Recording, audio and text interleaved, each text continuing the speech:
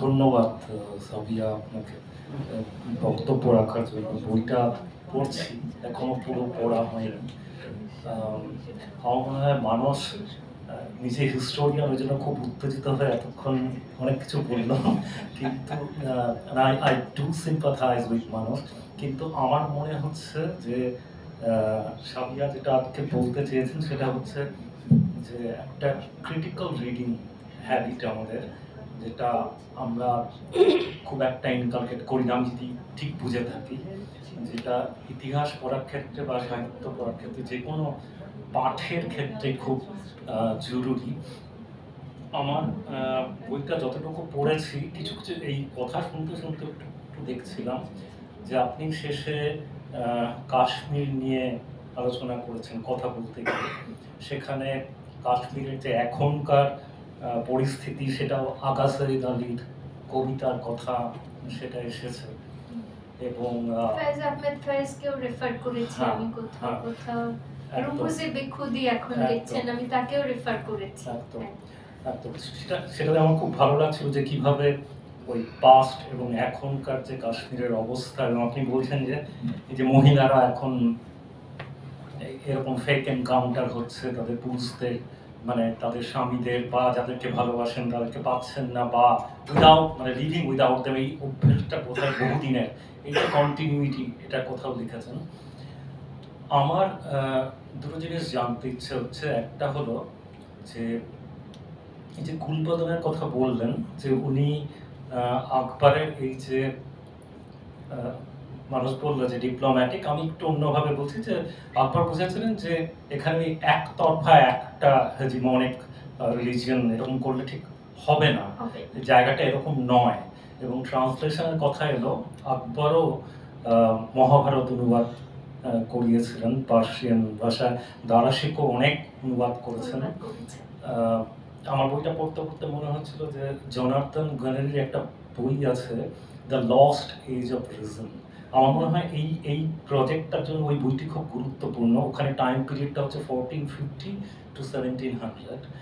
সেখানে গ্যানারি একটা বড় অংশ জুড়ে দারাশিকোকে রেখেছেন, যে কিভাবে উনি অনুবাদ করছেন, সেই অনুবাদের মধ্যে সংস্কৃত পণ্ডিতদেরকে আনছেন, আবার যারা সুফি স্কলার্স তাদেরকেও আনছেন। এবং অ্যাকর্ডিং টু গ্যানারি এই ট্রান্সলেশনগুলো মানে পার্সিয়ান ট্রান্সলেশনগুলো যাচ্ছে ইউরোপে, and then it got further translated into Latin, সেটা ট্রাভেল করছে টু ইউরোপ।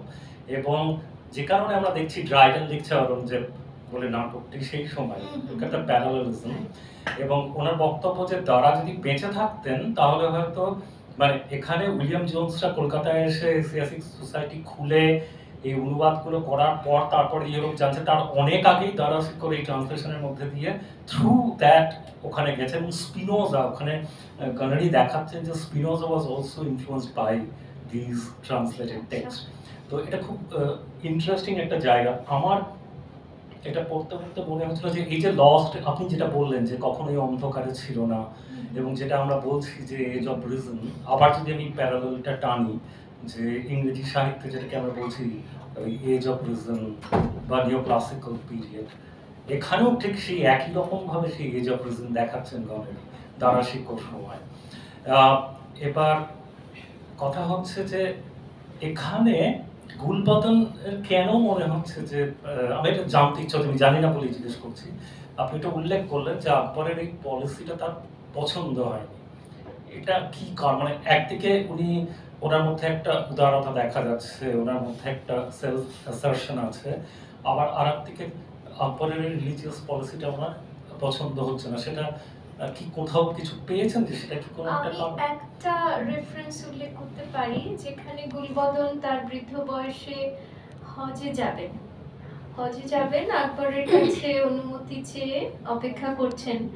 2-3 বছর পরে গিয়ে আকবর তাকে হজে যাওয়ার অনুমতি দিয়েছেন। এখানে গুলবদনের একটা বড় অপছন্দের জায়গা ছিল আকবরের বিভিন্ন ধর্মের নারীকে স্ত্রী হিসেবে গ্রহণ করা এবং তাদের অনেক সময় তাদের স্বামীদেরকে হত্যা করে তাদেরকে স্ত্রী হিসেবে গ্রহণ করা। গুলবদন এটা বিশেষভাবে অপছন্দ করতেন, এরকম দু একটা বইতে আমি এটার উল্লেখ পেয়েছি। যে কারণে গুলবদন আসলে আকবরের এই যে সর্বধর্ম সমন্বয়ের যে প্রক্রিয়া সেটাকে মন থেকে কখনোই সমর্থন করেননি এবং তার মনে হয়েছে অন্যায় করা হয়েছে। তো এই জায়গাটাতে গুলবদন আকবরকে মহিমান্বিত করার কোনো চেষ্টাই তার লেখাতে করেননি এবং আকবরকে তার শৈশবের আকবর হিসাবেই তিনি রেখে দিয়েছেন। তার অসমাপ্ত যে জীবনী তিনি লিখেছেন হুমায়ুনের, সেখানে কিন্তু আকবরের সম্রাট হিসেবে উত্থানটা একেবারেই তিনি দেখাননি। হুমায়ুনের মৃত্যুটাও তিনি আসলে শেষ পর্যন্ত দেখাননি। কামরানকে শাস্তি দেওয়া হলো, কামরানকে অন্ধ করে ছেড়ে দেওয়া হলো, এইটুকু দেখিয়ে তারপরে সেখানে বেভারেজ তার নিজের ট্রান্সলেটর নিজের একটা মন্তব্য রেখেছেন যে ম্যানুস্ক্রিপ্টটা এখানেই শেষ হয়ে যায় বা অসমাপ্ত অবস্থায় পাওয়া গেছে। এমন হতে পারে যে নিজের ভাইদের এই যে নিষ্ঠুরতার ইতিহাস, এটা লেখার পরে তার কলম আর চলেনি। এটা হতে পারে যে তার ভেতর থেকে তিনি এতটাই ভেঙে গিয়েছিলেন যে তিনি আর সেটাকে পরে কন্টিনিউ করতে পারেননি। আবার এমন হতে পারে যে তিনি এরপরে কি লিখবেন, এরপরে তো লিখতে গেলে আকবরের ইতিহাসই লিখতে হবে, তাই তিনি আর লিখতেও চাননি। এখন এটা আমার পাঠক হিসেবে কিভাবে আমিও পারবো না, কিন্তু কিছু কিছু উল্লেখ আছে যেখানে গুলবদন সরাসরি বিরোধিতা করেছেন আকবরের অনেক সিদ্ধান্ত। আকবর গুলবদনকে অনেক সময় জিজ্ঞাসা করে নিতেন, যেহেতু তার বর্ষিয়ান আত্মীয়দের মধ্যে তিনি ছিলেন তখনও বেঁচে। আকবর অনেক সময় তার কাছে গিয়ে পরামর্শ চাইতেন এবং গুলবদন একমত হতেন না, সেগুলো তিনি আকবর করেননি। এটাও দেখা গেছে যে আকবর তাকে এতটাই মান্য করতেন যে আকবর করেননি, কিন্তু তারপরেও গুলবদন তাকে ঠিক পছন্দ করে উঠতে পারেননি। এই রেফারেন্স কয়েকটা বইতে আমি পেয়েছি। এই কন্টেস্টেশনটা ছিল, তার মানে ছিল একটা কন্টেস্টেশন ছিল, একটা ইম্পর্টেন্ট পার্ট এটা ইতিহাসে। আরেকটা ধন্যবাদ, এটা একটা জানার ছিল। আরেকটা হলো যে সুফিজম অনেকটা জায়গা জুড়ে আছে এবং খুব জাস্টিফায়াবলি বোঝাও যাচ্ছে কেন। আবার একটা জায়গায় দেখলাম ভক্তি আন্দোলন, মানে ভক্তি মুভমেন্টের কথাও আছে। তো এটাও জানতে ইচ্ছে হচ্ছে যে এই কাশ্মীরের একটা বড় জায়গা জুড়ে যেখানে সুফি মিস্টিকদের কথা বলছেন আপনি, তো লোকালাইজড যে সমস্ত এই কি বলবো হেটেরোডক্স ট্রেডিশন, এই যে ভক্তি বা এই ধরনের যে আন্দোলনগুলো, সেগুলো কি এই মহিলাদেরকে কোনোভাবে প্রভাবিত করছে? এটা কি কোথাও কিছু পেয়েছে? জাহানারা কি করেছিল, জাহানারা দারাশিকোর সঙ্গে সরাসরি সুফি যে আন্দোলন সেখানে তিনি সংযুক্ত ছিলেন এবং দারাশিকো বিভিন্ন ধর্মীয় মানুষদেরকে একত্রিত করেছিলেন, যেখানে ভক্তি আন্দোলনেরও বেশ কিছু মানুষ ওই সুফি সাধকদের দরবারে আসতেন এবং জাহানারা তাদের সঙ্গে কথা বলতেন। এটুকু জানা যায়, কিন্তু সরাসরি তার লেখনীতে তাদের কোনো প্রভাব আছে এরকম আমরা পাই না। জেবনের সাথে ভক্তি আন্দোলনের অনেকটা প্রভাব আমরা পাই এবং হাব্বা খাতুনেও পাওয়া যায়। হাব্বা খাতুনে আর্নিমালের একটা সরাসরি প্রভাব পাওয়া যায়, যদিও হাব্বা বলা হচ্ছে যে হাব্বা শিক্ষিত ছিলেন, হাব্বা প্রচুর পড়তেন, কিন্তু হাব্বা লিখতেন না। এই গান যেগুলো রচনা করতেন সেগুলো অন্যরা শুনতো, শুনে তার কাছ থেকে শিখে নিত, সেটা ওরাল ট্রেডিশন একটা তৈরি করেছিলেন তিনি, মুখে মুখে তার গান প্রচারিত ছিল এবং এখনো কাশ্মীরের উপত্যকাতে বহু মানুষ হাব্বার গান গায় বলেই আমি শুনেছি। তো এই দুই কবির ওপরে ভক্তি সাধকদের একটা সরাসরি প্রভাব পাওয়া যায়। বিশেষ করে যে ইমেজগুলো জেবুন্নেসা ব্যবহার করেছেন সেখানে অনেকেরই প্রভাব আমরা দেখতে পাই।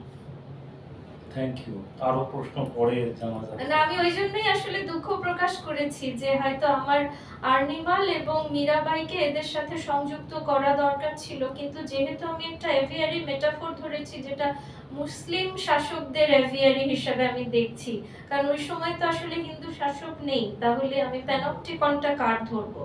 ওই ট্র্যাজেক্টরিটা ধরতে গিয়ে আমাকে এদেরকে বাদ দিতে হয়েছে, কিন্তু হয়তো এদেরকে নিয়ে লেখাটা অত্যন্ত দরকার। এটা তো আপনি বললেন সিকুয়েল হিসেবে। হ্যাঁ হ্যাঁ, সিকুয়েল হিসেবে আসতে পারে। Thank you.